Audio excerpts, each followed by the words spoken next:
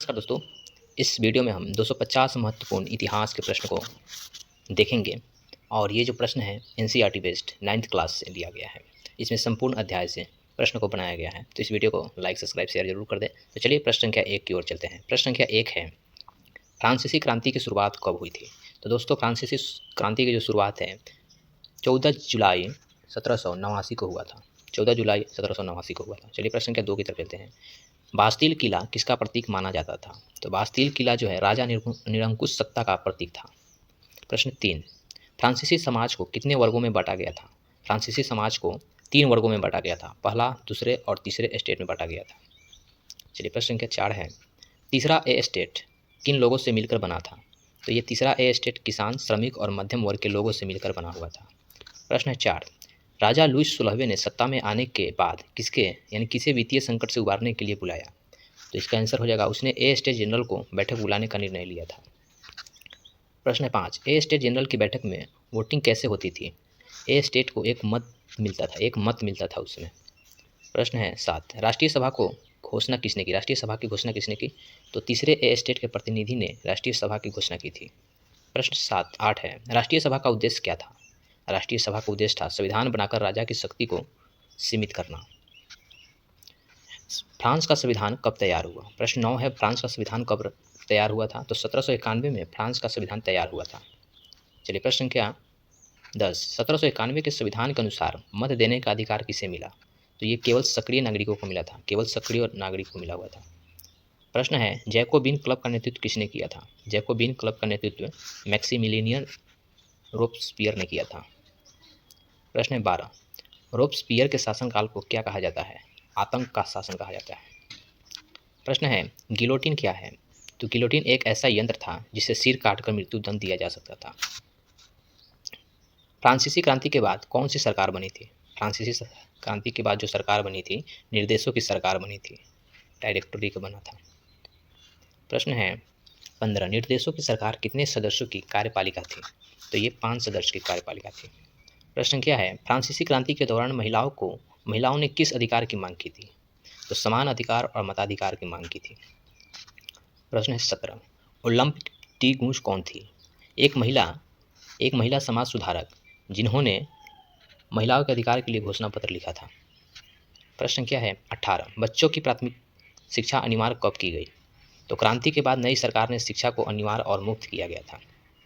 प्रश्न है 19, फ्रांसीसी क्रांति के आदर्श क्या थे? तो स्वतंत्रता, समानता और बंधुत्व। बता दें कि दोस्तों ये जो है प्रश्न एनसीईआरटी 9th क्लास के बेस पे बनाया गया, सभी अध्यायों से लिया गया प्रश्न है, जो भी आई है। इस सभी प्रश्न बहुत ही इंपॉर्टेंट है। प्रश्न संख्या 20 है, फ्रांसीसी क्रांति ने किस राजनीतिक विचारधारा का जन्म दिया था? तो ये गणतंत्रात्मक विचारधारा था। चलिए प्रश्न संख्या 21, किस क्रांतिकारी को आतंक का शासन खत्म होने पर मार दिया गया था? तो ये था मैक्सिमिलियन रोब्सपियर को, जिसे आतंक का शासक कहा जाता था। प्रश्न है 22, संविधान सभा के संविधान में कौन सी व्यवस्था प्रमुख थी उस समय?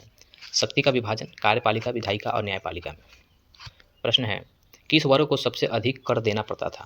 तो इसमें 3 स्टेट था, तीसरे स्टेट को सबसे ज़्यादा कर देना पड़ता था। प्रश्न है, बास्तिल का किला किसने नष्ट किया?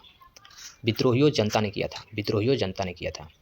फ्रांसीसी क्रांति का प्रभाव भारत पर किस रूप में पड़ा? तो ये भारत में स्वतंत्रता, समानता और लोकतंत्र की भावना को बल मिला था। नेपोलियन बोनापार्ट किस वर्ष सत्ता में आया? था? तो 1804 ईस्वी में नेपोलियन फ्रांस का सम्राट बना था।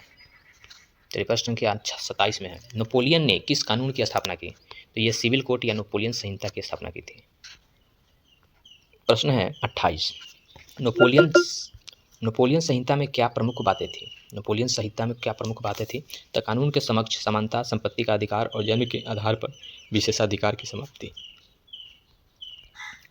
प्रश्न 29, तीसरे ए स्टेट के लोगों को कौन सा कर देने पड़ते थे? तो इसमें तैलले यानी भूमि कर और व्यक्तिगत कर देना पड़ता था। तैलले क्या था? यह जमीन पर लगाया गया कर था। चर्च को कौन सा कर दिया जाता था? तित कर। लुईस 16वें के समय फ्रांस की अर्थव्यवस्था पर सबसे अधिक बोझ किसका था? तो ये अमेरिका के साथ युद्ध के कारण बढ़े खर्च का था। प्रश्न क्या है 33, रोटी की कीमत क्यों बढ़ी? तो रोटी की कीमत लगातार भूख फसलों की खराबी के कारण बढ़ी थी। The declaration of the rights of man and citizen कब पारित किया गया? तो ये 1789 में पारित किया गया था। इस घोषणा पत्र में कौन से दो अधिकारों को मौलिक बताया गया है? जीवन और स्वतंत्र को मौलिक अधिकार बताया गया है। नागरिक किसे माना गया? तो उसमें नागरिक सक्रिय पुरुष को जो कर चुकाते थे उसको नागरिक माना जाता था। निष्क्रिय नागरिक कौन थे? जो कर नहीं चुकाते थे, जैसे महिलाएं, बच्चे और मजदूर। फ्रांस में गिल्ड प्रणाली किससे संबंधित थी? कारीगरों और व्यापारियों के संगठन से। चलिए प्रश्न संख्या 40 में है, 39 है। फ्रांसीसी क्रांति के समय सबसे लोकप्रिय नारा क्या था? फ्रांसीसी क्रांति के समय सबसे लोकप्रिय नारा कौन था? स्वतंत्र, समानता और बंधुत्व। ये तीनों था उस समय का लोकप्रिय नारा। महिलाओं को मताधिकार कब मिला? महिलाओं को मताधिकार 1946 में। फ्रांस में महिलाओं को मतदाता का अधिकार मिला था 1946 में, और भारत में 1951 में पहला 51 से 52 में पहला मतदान हुआ था, कराया गया था उस समय। प्रश्न है, महिलाओं ने सबसे पहले किस अधिकार की मांग की थी? तो उसमें शिक्षा और राजनीतिक अधिकार की मांग की थी।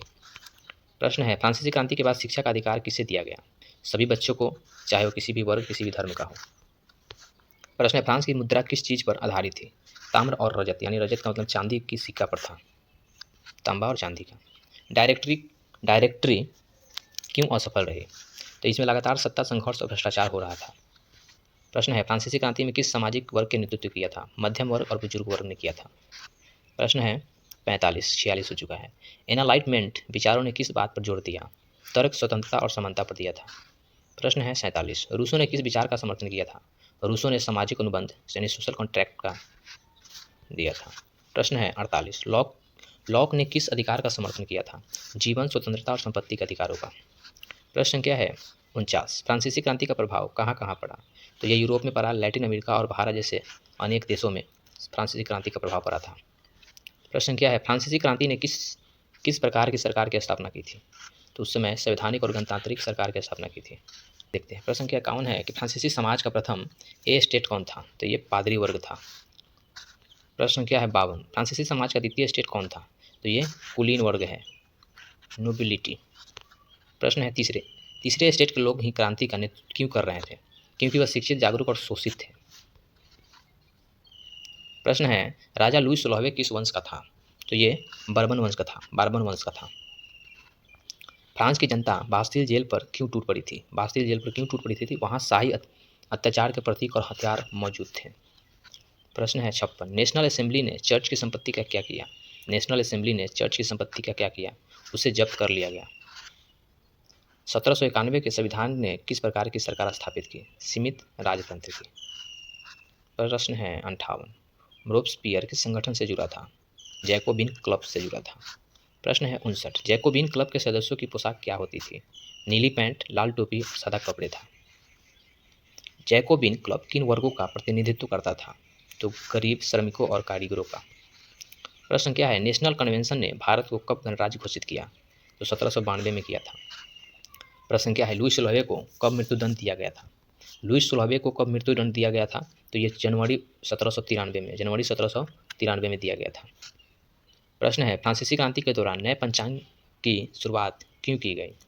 तो ये पुराने धार्मिक प्रभावों को खत्म करने के लिए की गई थी। प्रश्न क्या है, महिलाओं के लिए कौन से स्कूल खोले गए? तो राज्य द्वारा संचालित स्कूल खोले गए थे। प्रश्न क्या है, क्रांति के दौरान मुद्रा क्या हुआ? मुद्रा का क्या हुआ? तो उसकी कीमत गिर गई और महंगाई बढ़ गई। जब क्रांति कहीं भी होगा तो उसका कीमत गिर ही जाएगा और महंगाई जो है बढ़ जाएगा। चलिए प्रश्न संख्या ऐसे हो चुका है। प्रश्न संख्या 56 में चलते हैं। जैकोबिन शासन में किसे देशद्रोही घोषित कर मार दिया गया था? जैकोबिन शासन में किसे देशद्रोही घोषित कर मार दिया गया था? तो जो क्रांति के विरोधी माने जाते थे। प्रश्न है 67। किस संस्था ने रोब्सपियर को सत्ता से हटाया था? तो नेशनल कन्वेंशन ने। प्रश्न क्या है 68। निर्देशों की सरकार के समय सबसे बड़ी समस्या क्या थी? राजनीतिक स्थिरता और आर्थिक संकट। 68। 69 है, declaration of the right of human किसने लिखा था? तो ओलंप डी गूज ने लिखा था। ओलंप डी गूज को किस कारण मृत्युदंड दिया गया? तो महिलाओं के अधिकारों की मांग के कारण दिया गया था। प्रश्न है, बुजुर्गा वर्ग से क्या अभिप्राय है? शिक्षित, संपन्न, मध्य वर्ग जैसे व्यापारी, वकील, शिक्षक आदि से। गिल्ड का अर्थ क्या है? एक ही पैसे के लोग का समूह जो उत्पादन और बिक्री नियंत्रण करता है। प्रश्न क्या है 73। लुई 16वें को किस प्रकार की सत्ता प्राप्त थी? लुईस स्लोबो को किस प्रकार की सत्ता प्राप्त थी? तो पूर्ण निरंकुश सत्ता प्राप्त थी। 74 है, सामाजिक अनुबंध पुस्तक किसने लिखी थी? तो रूसो ने लिखी थी, रूसो ने। प्रश्न है, जनरल व्हील की अवधारणा किसने दी? तो ये रूसो ने दी था, रूसो ने। तो दोस्तों ये अध्याय 1 पूरा हो चुका है। अब हम चलते हैं अध्याय 2 से, यूरोप में समाजवाद और रूसी क्रांति से प्रश्न, अगला प्रश्न बनेगा। तो चलिए प्रश्न संख्या 76 में चलते हैं। प्रश्न संख्या 76 है, रूस में 1917 की क्रांति से पहले किस राजा का शासक था?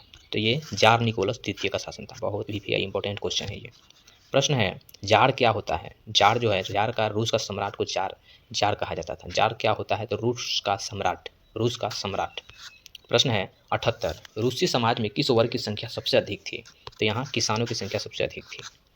प्रश्न है, रूस की मुख्य भाषा क्या थी? यहाँ के रूसी भाषा थी, रूसी यहाँ की मुख्य भाषा थी। प्रश्न क्या है 80, 1905 की क्रांति का शुरुआत किस घटना से मानी जाती है? तो इसे ब्लडी संडे माना जाता है, यानी खूनी रविवार। प्रश्न है 81, खूनी रविवार कब हुआ था? ये भी बहुत इंपॉर्टेंट क्वेश्चन है। तो 9 जनवरी 1950 को 5 को हुआ था। 9 जनवरी 1905 को खूनी रविवार हुआ था। खूनी रविवार का नेतृत्व किसने किया था? तो ये फादर गैपोन ने किया था। प्रश्न है, रूसी किसानों को भूमि का मालिक क्यों नहीं माना जाता था? क्योंकि जमींदारी प्रथा चलती थी और किसान समूह रूप से भूमि जोतते थे। रूसी क्रांति को भूमि का मालिक क्यों नहीं माना जाता था? क्योंकि जमींदार प्रथा चलती थी, उस समय जमींदारी प्रथा चलती थी और किसान सामूहिक रूप से भूमि जोतते थे। प्रश्न है 84, लेनिन कौन था? तो दोस्तों लेनिन बोल्शेविक पार्टी का नेता और रूसी क्रांति का प्रमुख नेता था लेनिन। मार्क्सवाद किस विचार पर आधारित है? मार्क्सवाद जो है वर्ग संघर्ष और समाजवाद पर है। 86 है, समाजवाद का मुख्य उद्देश्य क्या होता है? समाजवाद का मुख्य उद्देश्य समाज में आर्थिक और सामाजिक समानता स्थापित करना होता है। प्रश्न संख्या है 87 में प्रश्न संख्या आ चुके हैं। रूस में बोल्शेविक और मिसेविक किस बात पर विभाजित हुए? तो पार्टी की सदस्यता और क्रांति की गति को लेकर हुआ था। बोल्शेविक पार्टी की स्थापना किसने की थी? बोल्शेविक पार्टी की व्लादिमीर लेनिन ने किया था, जिसका आज भी शरीर रखा गया है मम्मी बनाकर। दोस्तों चलते हैं प्रश्न संख्या 89 में। मेंशेविक किस प्रकार के समाजवाद का समर्थन करते थे? उदारवादी और धीमी गति के होने वाले समाज का। प्रश्न संख्या 90 है, सोवियत क्या है? तो सोवियत जो है मजदूरों और सैनिकों का परिषद है। फरवरी क्रांति के समय जार को गद्दी क्यों छोड़नी पड़ी? वहाँ के शासक को गद्दी क्यों छोड़नी पड़ी? तो जनता के विरोध और सैनिकों के विद्रोह के कारण छोड़ना पड़ा था। अक्टूबर क्रांति कब हुई थी? अक्टूबर क्रांति 24 से 25 अक्टूबर 1917 को हुआ था। अक्टूबर क्रांति का नेतृत्व किसने की? तो लेनिन और बोल्शेविक पार्टी ने किया था। प्रश्न है, रूस में साम्यवाद सरकार का आरंभ कब हुआ? तो अक्टूबर 1917 की क्रांति के बाद हुआ था। प्रश्न संख्या है 95, जार शासक के अंत के बाद रूस का क्या नाम रखा गया? तो ये USSR, सोवियत संघ। प्रश्न है, रूस ने प्रथम विश्व युद्ध से कब और क्यों बाहर निकलने की घोषणा की? तो 1918 में ब्रेस्ट लिटोव्स्क की संधि के तहत हुआ था। 1918 में ब्रेस्ट लिटोव्स्क की संधि के तहत हुआ था। प्रश्न क्या है 97, रूस में गृह युद्ध किनके बीच हुआ था? रूस में रेड आर्मी, बोल्शेविक और व्हाइट आर्मी जार समर्थक थे, इसके विरुद्ध में हुआ था। प्रश्न है, रेड आर्मी का नेतृत्व किसने किया? तो ये लियोन टॉटस्की ने किया था। प्रश्न संख्या 99, रूस में चेका क्या थे? रूस में चेका जो था बोल्शेविक की गुप्त पुलिस थी। प्रश्न 100, रूसी क्रांति का विश्व पर क्या प्रभाव पड़ा? इससे समाजवादी विचारों का प्रसार हुआ था और कई देशों में मजदूर आंदोलन की शुरुआत हुआ था। चलिए प्रश्न संख्या 100 हो चुका है, अभी 150 प्रश्न है। तो दोस्तों इस वीडियो में बने रहें क्योंकि सभी क्वेश्चन बहुत ही इंपॉर्टेंट है। और अगर आप 9th क्लास के NCERT जो है, ये जो पुस्तक है इतिहास का, ये अगर आप पढ़ लेते हैं और इसके बाद इस क्वेश्चन को अगर आप देखते हैं तो बहुत आपका जो है ध्यान इस पर मतलब बहुत याद हो जाएगा आपको। इस क्वेश्चन का पूरा मतलब आप कर पाएंगे इस प्रश्न से उस सारा किताब का। तो दोस्तों चलते हैं प्रश्न संख्या 101, प्रथम विश्व युद्ध कब शुरू और समाप्त हुआ था? तो हम सभी जानते हैं कि प्रथम विश्व युद्ध 1914 से शुरू हुआ और 1918 में समाप्त हुआ था।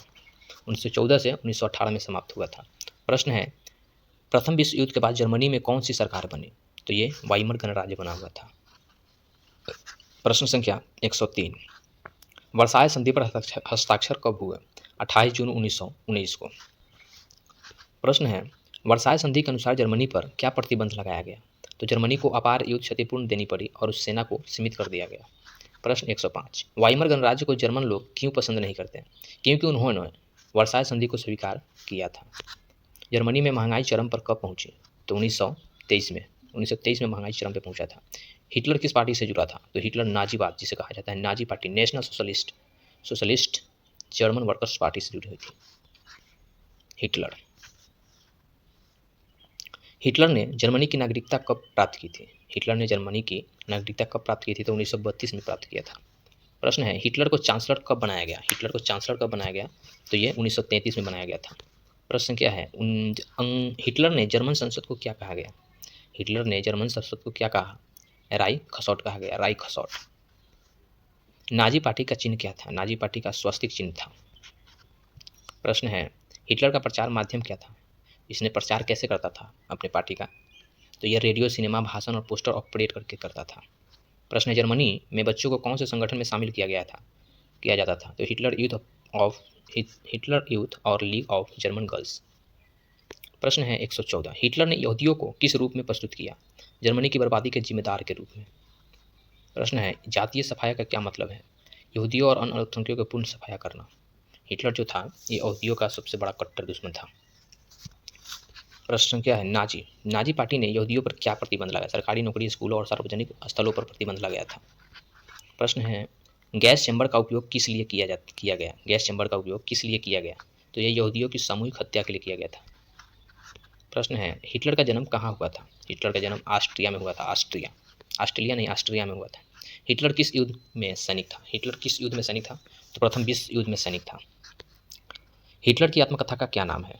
हिटलर की आत्मकथा का नाम क्या है? तो माइन कैंप नाम है, माइन कैंप नाम है। चलिए प्रश्न क्या है 121, हिटलर के शासन को क्या कहा जाता है? तानाशाही शासक कहा जाता है, तानाशाही शासन। हिटलर के शासन में विरोधियों के साथ क्या किया गया? उन्हें यातना शिविरों में भेज दिया गया। प्रश्न है, हिटलर के शासन में स्कूलों का उद्देश्य क्या था? बच्चों को राष्ट्रवादी और सैन्य मानसिकता में ढालना। प्रश्न है, द्वितीय विश्व युद्ध कब शुरू हुआ? तो 1939 में हुआ था। द्वितीय विश्व युद्ध जर्मनी की हार कब हुई? 1945 में हुआ था। चलिए प्रश्न संख्या चलते हैं 126 में। 126 प्रश्न संख्या चलते हैं 126, औपनिवेशिक शासक के दौरान वनों को किस प्रकार से देखा जाने लगा? तो ये आर्थिक संसाधन के रूप में देखा जाने लगा। औपनिवेशिक सरकार का वन नीति का उद्देश्य क्या था? वनों को व्यावसायिक उपयोग करना और नियंत्रण करना। प्रश्न है, भारत की पहली वन नीति कब लागू हुआ? भारत की पहली वन नीति जो है 1865 में लागू हुआ था। 1865 के वन अधिनियम में किसे अधिकार दिए गए थे? ब्रिटिश सरकार को वनों पर नियंत्रण का अधिकार दिया गया था।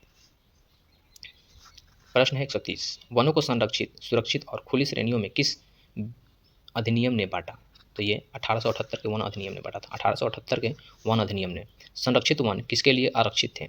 सरकारी उपयोग के लिए। प्रश्न है, वन अधिनियम के कारण ग्रामीणों को क्या नुकसान हुआ?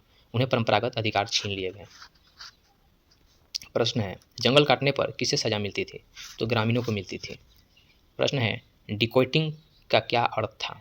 डिकोटिंग का अर्थ है झाड़ीदार वनों को काटकर वाणिज्यिक पेड़ लगाना, जिससे वैसा पेड़ लगाना मतलब झाड़ीदार से जो है ना बिक्री होता नहीं था और इससे कमर्शियल बिजनेस नहीं हो पाता था, इससे जो है पैसा नहीं आता था, इसलिए वाणिज्यिक पेड़ लगाया गया जिससे काट कर बेच कर उसका कुछ चीज़ बनाकर जो है उससे पैसा कमाया जा सके, वैसा पेड़ हटाकर इसको लगाया गया था। ये प्रश्न क्या है 135, सदा वानिकी क्या था? पेड़ों को योजना के अनुसार लगाना और काटना। चलिए प्रश्न संख्या चलते हैं 136 में, ब्रिटिश ने किस पेड़ को वाणिज्यिक रूप से उपयोग माना? तो साल और सागवान को माना था। औपनिवेशिक सरकार ने किसे अपराधी जनजाति घोषित किया था? तो घुमंतु और शिकार पर आश्रित जनजातियों को। प्रश्न है, क्रिमिनल टाइबस एक्ट कब पारित हुआ था? तो ये 1871 में हुआ था। प्रश्न है, बस्तर विद्रोह कब हुआ? बस्तर विद्रोह 1910 में हुआ था। बस्तर विद्रोह का मुख्य कारण क्या था? बस्तर विद्रोह का मुख्य कारण वनों पर पारंपरिक अधिकारों को छीनना था। प्रश्न है, बस्तर क्षेत्र वर्तमान में किस राज्य में है? तो ये छत्तीसगढ़ में है। प्रश्न है, वन संरक्षण के लिए कौन सी अंग्रेज संस्था नियुक्त की गई थी? कौन सा अंग्रेजी संस्था नियुक्त की गई थी? तो इंपीरियल फॉरेस्ट सर्विस किया गया था। प्रश्न है, किस युद्ध के दौरान वनों की कटाई में तेजी आई? प्रथम और द्वितीय विश्व युद्ध के दौरान। औपनिवेशिक वानिकी के कारण जैव विविधता को क्या नुकसान हुआ? तो जैव विविधता में भारी गिरावट आई थी। प्रश्न है, बस्तर विद्रोह में किसे नेतृत्व किया? गोंड और मुड़िया जनजातियों ने। प्रश्न क्या है, वनों पर अधिकारों की रक्षा के लिए आदिवासी क्या करते हैं? वनों पर अधिकारों की रक्षा के लिए आदिवासी क्या करते हैं? तो विद्रोह और आंदोलन करते थे। विद्रोह और आंदोलन करते थे। प्रश्न है 147, औपनिवेशिक शासन में किसे बर्बर और पिछड़ा माना जाता है? तो वनवासी और भूमंत्री समुदाय को माना जाता है। प्रश्न है, किस कानून ने जनजातियों के पारंपरिक जीवन को बाधित किया? तो 1878 का वन अधिनियम। किस घटना ने औपनिवेशिक सरकार की वन नीति की आलोचना को जन्म दिया था? जनजातीय विद्रोह ने। प्रश्न है, औपनिवेशिक वन नीति का दीर्घकालीन प्रभाव क्या था? तो पारंपरिक जीवन शैली का विनाश और पारिस्थितिक असंतुलन। प्राचीन काल में भारत किस वस्त्र के लिए प्रसिद्ध था? प्राचीन काल में पहले ज़माने में भारत किस वस्त्र के लिए प्रसिद्ध था? तो महान सूती वस्त्र के कपड़ों के लिए, सूती वस्त्र के कपड़ों के लिए। ये सूती वस्त्र का कपड़ा भारत में इतना प्रसिद्ध हो चुका था कि यहाँ से अंग्रेज जो है कच्चे माल ले जाते थे और वहाँ से बनाकर उसको यहाँ पे बेचते थे। तो अंग्रेज ने कैसे चाल चला कि यहाँ के कच्चा माल निर्यात कर वहाँ ले जाता था और वहाँ से जो है बनाकर यहाँ पे करीब ज़्यादा मूल्यों पर बेचता था। इस तरह से हमारे भारत को लूटा है सरकार ने, ये अंग्रेज ने। चलिए 1952 में चलते हैं। प्रश्न संख्या 1952 में, भारत के कपड़ों को यूरोपीय लोग क्या कहते थे? इसे कैलियोको, चिट्स और मसलिन कहते थे। भारत में ब्रिटिश ईस्ट इंडिया कंपनी की स्थापना कब हुई? तो ये 1600 में हुआ, 1600 में हुआ था, 1600। प्रश्न है, यूरोपीय कंपनियों ने भारत के किस उद्योग को सबसे प्रभावित किया था? तो कपड़ा उद्योग को किया था। प्रश्न है, कैलिको अधिनियम किस देश में बना था? तो ये इंग्लैंड में बना हुआ था। प्रश्न है, कैलिको अधिनियम का उद्देश्य क्या था? भारतीय कपड़ों का आयात को रोकना, भारतीय कपड़ों का आयात को रोकना। प्रश्न है, ब्रिटिश औद्योगिक क्रांति ने भारत के किस उद्योग को नुकसान पहुंचाया? तो हस्त निर्मित कपड़ा उद्योग को।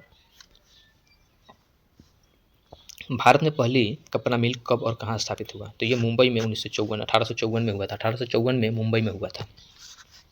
प्रश्न 159, भारत में आधुनिक उद्योग की शुरुआत किसके बाद हुई थी? ब्रिटिश शासन के दौरान। 20वीं सदी की शुरुआत में भारत में कौन सा उद्योग पनपे थे? तो सूती वस्त्र और जूट उद्योग पनपा हुआ था। भारतीय मिलों को कौन सी मुख्य चुनौती थी? ब्रिटिश मशीन निर्मित वस्त्रों की प्रतिस्पर्धा।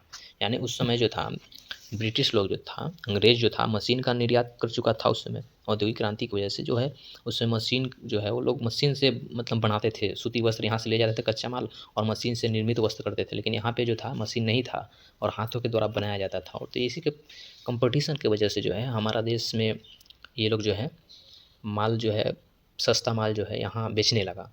और यहाँ जो था अपने हाथ से जो बनाएगा तो महंगा होगा। महंगा चीज़ जो है हमारे भारतीय को, हमारे यहाँ लोग को आज भी जो है चाइना चीज़ को, चाइना का, अमेरिका का, अन्य देश का जो मटेरियल है हर चीज़ जो है सस्ता में मिलता है। और सस्ता मिलने की वजह से यहाँ पे लोग जो है उस पर ज़्यादा मतलब आश्रित होते जा रहे हैं। तो इसके वजह से उस समय जो था ये हमारे देश का जो हथकरघा ये सब जो था ये लुप्त होता गया और अंग्रेज जो है हम लोग पे इसी तरह शासन करते चला गया। तो चलिए प्रश्न संख्या 62 में चलते हैं। प्रश्न संख्या को कब मृत्युदंड दिया गया था? तो ये जनवरी 1793 में दिया गया था। प्रश्न है, फ्रांसीसी क्रांति के दौरान नए पंचांग की शुरुआत क्यों की गई? तो ये पुराने धार्मिक प्रभावों को खत्म करने के लिए की गई थी। प्रश्न क्या है, महिलाओं के लिए कौन से स्कूल खोले गए? तो राज्य द्वारा संचालित स्कूल खोले गए थे। प्रश्न क्या है, क्रांति के दौरान मुद्रा क्या हुआ? मुद्रा का क्या हुआ? तो उसकी कीमत गिर गई और महंगाई बढ़ गई। जब क्रांति कहीं भी होगा तो उसका कीमत गिर ही जाएगा और महंगाई जो है बढ़ जाएगा। चलिए प्रश्न संख्या ऐसे हो चुका है। प्रश्न संख्या 56 में चलते हैं। जैकोबिन शासन में किसे देशद्रोही घोषित कर मार दिया गया था? जैकोबिन शासन में किसे देशद्रोही घोषित कर मार दिया गया था? तो जो क्रांति के विरोधी माने जाते थे। प्रश्न है 67, किस संस्था ने रोब्सपियर को सत्ता से हटाया था? तो नेशनल कन्वेंशन ने। प्रश्न क्या है 68, निर्देशों की सरकार के समय सबसे बड़ी समस्या क्या थी? राजनीतिक स्थिरता और आर्थिक संकट। 69 है, declaration of the right of human किसने लिखा था? तो ओलम्प डी गूज ने लिखा था। ओलम्प डी गूज को किस कारण मृत्युदंड दिया गया? तो महिलाओं के अधिकारों की मांग के कारण दिया गया था। प्रश्न है, बुजुर्गा वर्ग से क्या अभिप्राय है? शिक्षित, संपन्न, मध्य वर्ग जैसे व्यापारी, वकील, शिक्षक आदि से। गिल्ड का अर्थ क्या है? एक ही पेशे के लोग का समूह जो उत्पादन और बिक्री नियंत्रण करता है। प्रश्न क्या है 73, लुई सल्वावे को किस प्रकार की सत्ता प्राप्त थी? लुई सल्वावे को किस प्रकार की सत्ता प्राप्त थी? तो पूर्ण निरंकुश सत्ता प्राप्त थी। 74 है, सामाजिक अनुबंध पुस्तक किसने लिखी थी? तो रूसो ने लिखी थी, रूसो ने। प्रश्न है, जनरल व्हील की अवधारणा किसने दी? तो ये रूसो ने दी था, रूसो ने। तो दोस्तों ये अध्याय 1 पूरा हो चुका है। अब हम चलते हैं अध्याय 2 से, यूरोप में समाजवाद और रूसी क्रांति से प्रश्न, अगला प्रश्न बनेगा। तो चलिए प्रश्न संख्या 76 में चलते हैं। प्रश्न संख्या 76 है, रूस में 1917 की क्रांति से पहले किस राजा का शासक था? तो ये जार निकोलस द्वितीय का शासन था। बहुत ही इंपॉर्टेंट क्वेश्चन है ये। प्रश्न है, जार क्या होता है? जार जो है, जार का, रूस का सम्राट को जार कहा जाता था। जार क्या होता है? तो रूस का सम्राट।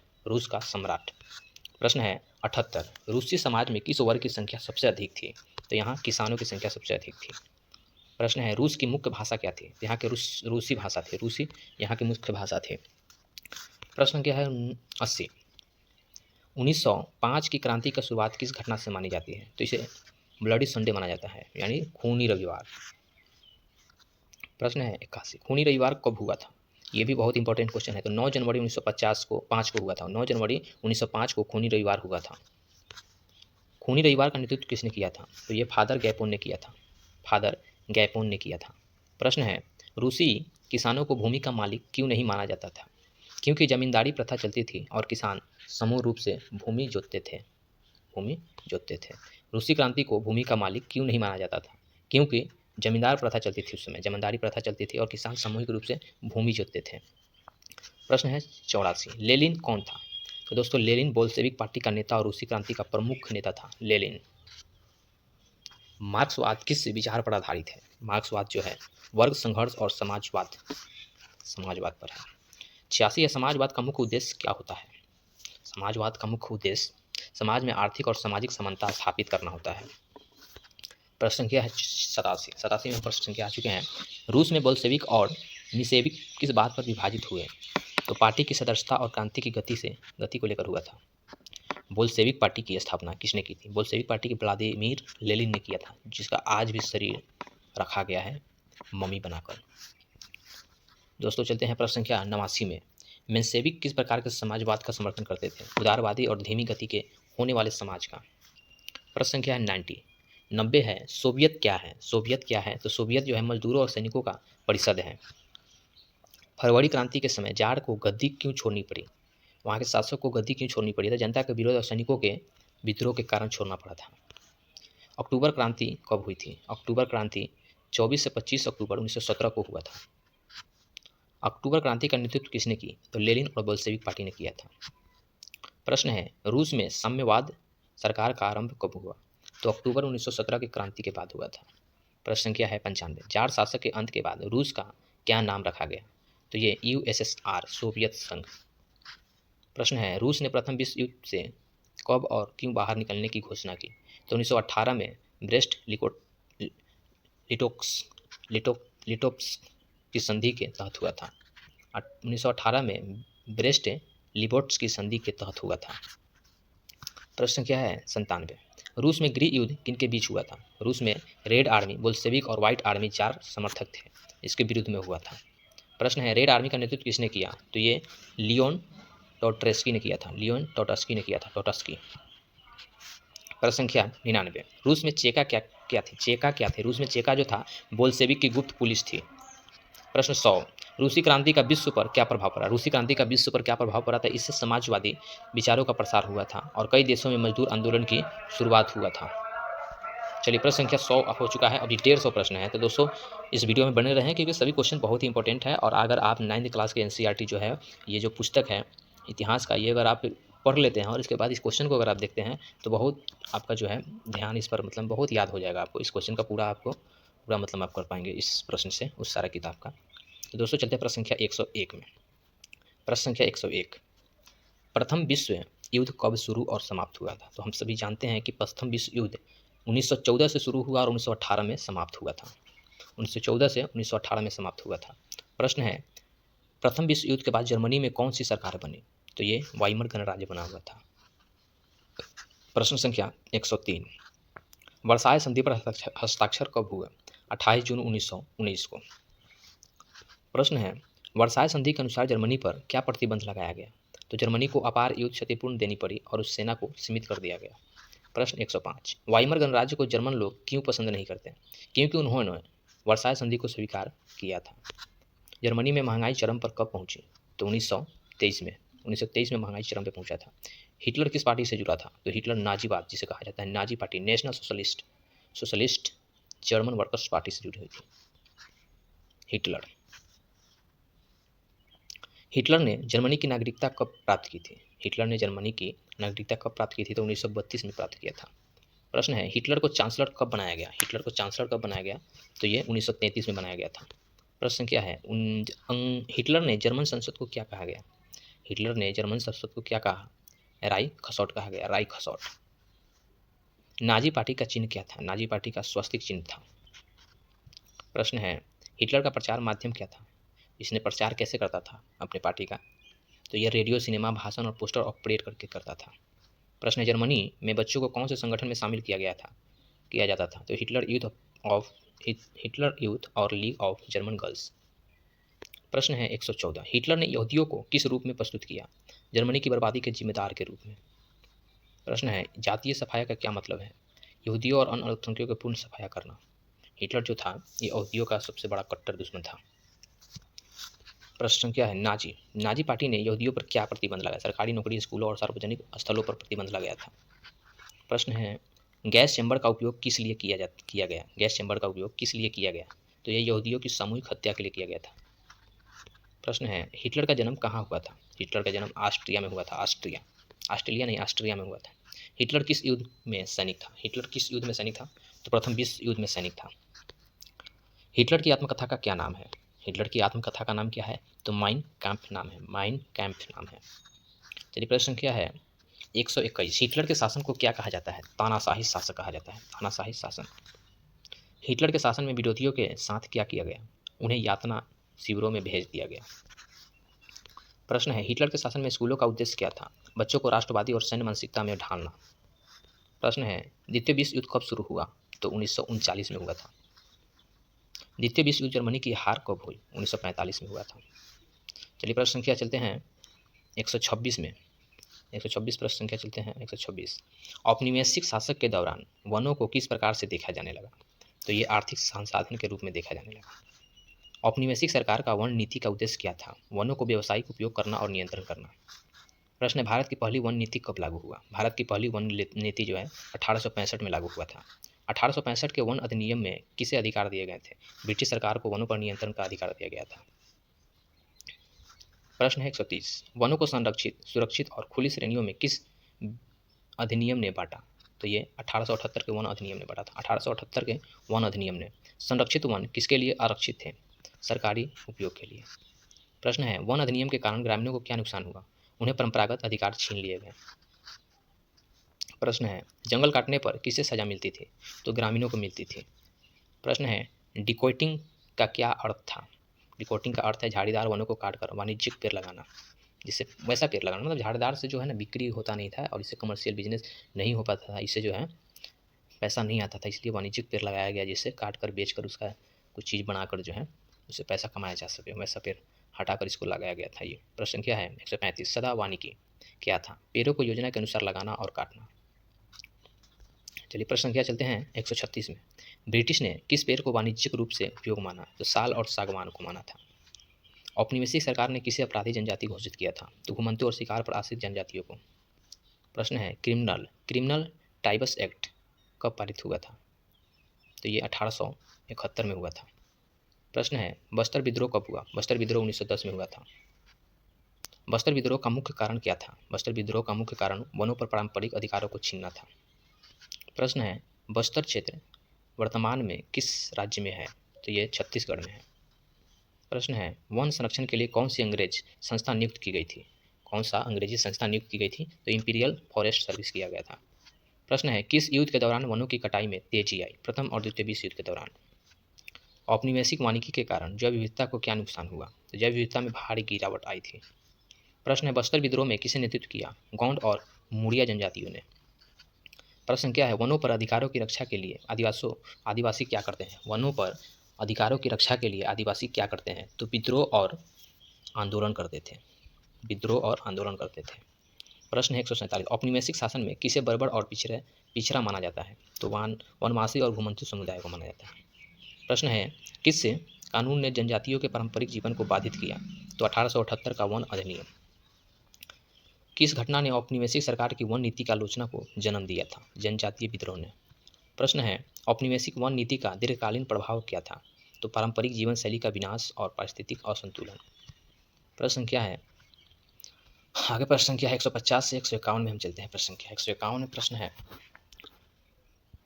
प्राचीन काल में भारत किस वस्त्र के लिए प्रसिद्ध था? प्राचीन काल में पहले जमाने में भारत किस वस्त्र के लिए प्रसिद्ध था? तो महान सूती वस्त्र के कपड़ों के लिए।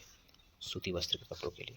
ये सूती वस्त्र का कपड़ा भारत में इतना प्रसिद्ध हो चुका था कि यहाँ से अंग्रेज जो है कच्चे माल ले जाते थे और वहाँ से बनाकर उसको यहाँ पे बेचते थे। तो अंग्रेज ने कैसे चाल चला कि यहाँ का कच्चा माल निर्यात कर वहाँ ले जाता था और वहाँ से जो है बनाकर यहाँ पे करीब ज़्यादा मूल्यों पर बेचता था। इस तरह से हमारे भारत को लूटा है सरकार ने, ये अंग्रेज ने। चलिए 1952 में चलते हैं। प्रश्न संख्या 1952 में, भारत के कपड़ों को यूरोपीय लोग क्या कहते थे? इसे कैलियोको, चिट्स और मसलिन कहते थे। भारत में ब्रिटिश ईस्ट इंडिया कंपनी की स्थापना कब हुई? तो ये 1600 में हुआ, सॉरी 1600 में हुआ था, 1600। प्रश्न है, यूरोपीय कंपनियों ने भारत के किस उद्योग को सबसे प्रभावित किया था? तो कपड़ा उद्योग को किया था। प्रश्न है, कैलिको अधिनियम किस देश में बना था? तो ये इंग्लैंड में बना हुआ था। प्रश्न है, कैलिको अधिनियम का उद्देश्य क्या था? भारतीय कपड़ों का आयात को रोकना। भारतीय कपड़ों का आयात को रोकना। प्रश्न है, ब्रिटिश औद्योगिक क्रांति ने भारत के किस उद्योग को नुकसान पहुंचाया? तो हस्त निर्मित कपड़ा उद्योग को। भारत में पहली कपड़ा मिल कब और कहाँ स्थापित हुआ? तो ये मुंबई में 1854 में हुआ था। 1854 में मुंबई में हुआ था। प्रश्न 159, भारत में आधुनिक उद्योग की शुरुआत किसके बाद हुई थी? ब्रिटिश शासन के दौरान। 20वीं सदी की शुरुआत में भारत में कौन सा उद्योग पनपे थे? तो सूती वस्त्र और जूट उद्योग पनपा हुआ था। भारतीय मिलों को कौन सी मुख्य चुनौती थी? ब्रिटिश मशीन निर्मित वस्त्रों की प्रतिस्पर्धा। यानी उस समय जो था ब्रिटिश लोग जो था, अंग्रेज जो था, मशीन का निर्यात कर चुका था उस समय। औद्योगिक क्रांति की वजह से जो है उसमें मशीन जो है वो लोग मशीन से मतलब बनाते थे। सूती वस्त्र यहाँ से ले जाते थे कच्चा माल और मशीन से निर्मित वस्त्र करते थे। लेकिन यहाँ पे जो था मशीन नहीं था और हाथों के द्वारा बनाया जाता था। तो इसी के कंपटीशन की वजह से जो है हमारा देश में ये लोग जो है माल जो है सस्ता माल जो है यहाँ बेचने लगा। और यहाँ जो था अपने हाथ से जो बनाएगा तो महंगा होगा। महंगा चीज़ जो है हमारे भारतीय को, हमारे यहाँ लोग को आज भी जो है चाइना चीज़ को, चाइना का, अमेरिका का, अन्य देश का जो मटेरियल है हर चीज़ जो है सस्ता में मिलता है। और सस्ता मिलने की वजह से यहाँ पे लोग जो है उस पर ज़्यादा मतलब आश्रित होते जा रहे हैं। तो इसके वजह से उस समय जो था ये हमारे देश का जो हथकरघा ये सब जो था ये लुप्त होता गया और अंग्रेज जो है हम लोग पे इसी तरह शासन करते चला गया। तो चलिए प्रश्न संख्या 62 में चलते हैं। प्रश्न संख्या 62 है,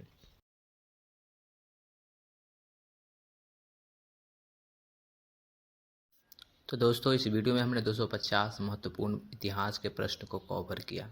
तो मिलते हैं अगला कुछ ऐसे ही कुछ महत्वपूर्ण प्रश्नों के साथ। तब तक के लिए जय हिंद।